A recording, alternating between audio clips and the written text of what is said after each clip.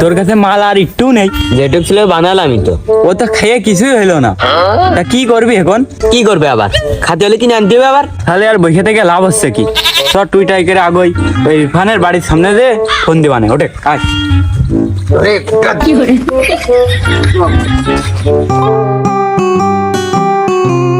চাচা, ইরফান ভাই বাড়ি নেই, ফোন দিচ্ছি ফোন ধরতেছ না। চাচা, ইরফান ভাই একটু দরকার, বাড়ি কি আছে? তোমার ডাকতে তুমি শুনতো না? কার দরকার কার দরকার? তোমার ডাকতে তুমি শুনতো না? আরে আমার কখন ডাকলি? হ্যাঁ তোরা তো ডাকলি চাচা, আমার নাম কি চাচা?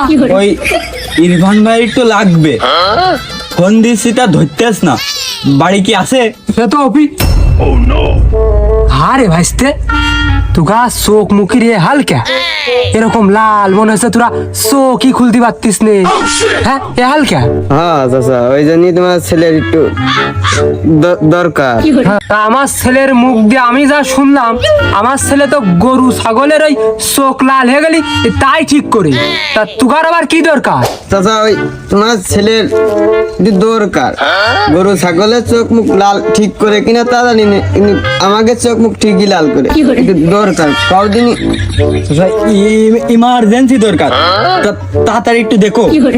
তাই কই আমার ছেলে এই চাকরিতে ঢোকার পরেতে গরু ছাগলের চোখ ঠিকই থাকে, আর তুগার মতো ভাইস্তে গেলে চোখ সবই লাল এরম হয়। তা ভাইস্তে তোরাই যে জেনটা লাল করিস, চল দিন আমার নিয়ে চল দিনি, আমি একটু লাল করবো না, চল চল কোনে চল আয় কোন দিক আয়।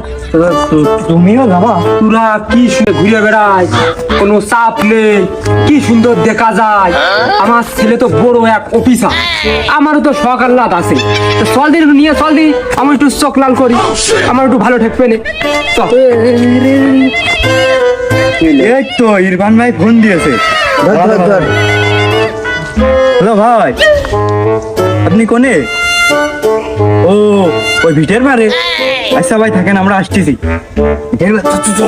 দেখ আমার জেলে চোখ লাল করে আমার নিয়ে চল। চাচা চলো।